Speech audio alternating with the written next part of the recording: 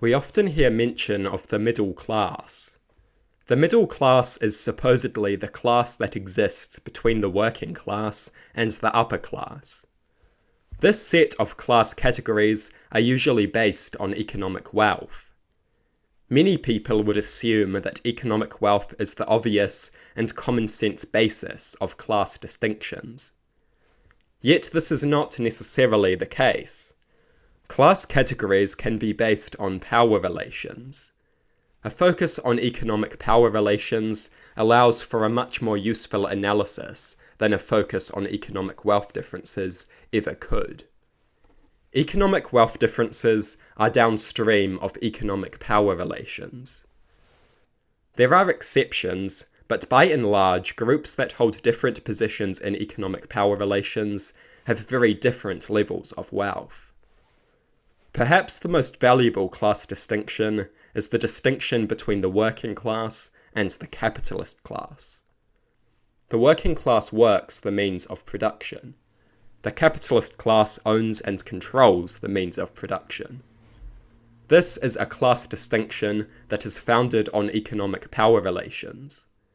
Significant wealth correlations also exist, but they are secondary to and downstream of power relations. The capitalist class are wealthy due to their position in economic relations. Understanding that they are wealthy is not useful unless you understand why they are wealthy. This is the class definition that is often associated with Marxism.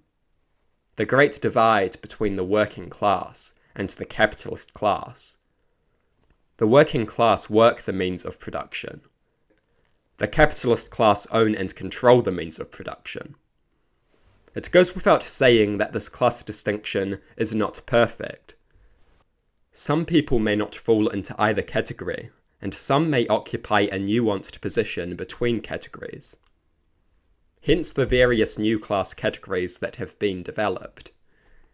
It is, however, the case that these are the most significant two classes. To this day, these definitions are valuable, as this is the major class divide. The nuances and exceptions are many, but they all reside in the shadow of this great divide. And this is where we return to the idea of the middle class. The idea of the middle class only exists to divide the working class and distract from the true class divide. The middle class consists predominantly of members of the upper working class. Some lower-level capitalists would also be considered middle class. For the most part, however, the middle class category exists only to divide the working class and obscure the divide between the working class and the capitalist class. The idea of the middle class acts as a buffer zone that weakens and undermines the recognition of the divide between the working class and the capitalist class. The idea of the middle class is an asset for the capitalist class because it can be used to pit working class people against one another. It distracts from the true class divide and distorts the line between the capitalist class and the working class. The idea of the middle class significantly fades the line between the working class and the capitalist class. This distracts from the massive divide between the working class and the capitalist class.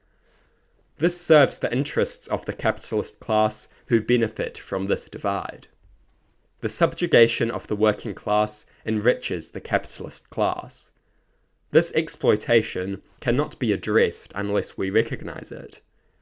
The capitalist class seeks to undermine our ability to recognize this class divide by obscuring it with the idea of the middle class.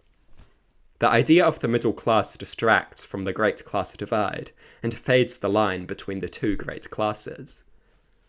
The idea of the middle class is very flawed. It is based on wealth as opposed to power relations. This is its first mistake. And it serves to divide the working class, distract from the true class divide, and blur the line between the working class and the capitalist class. Ultimately, the idea of the middle class serves to prevent an unjust class divide from being recognized and addressed. This is a serious problem. We must do away with this idiotic idea of the middle class. We must remind people of the true great class divide. Only by recognizing an injustice can you address it. We must ensure that this injustice is recognized.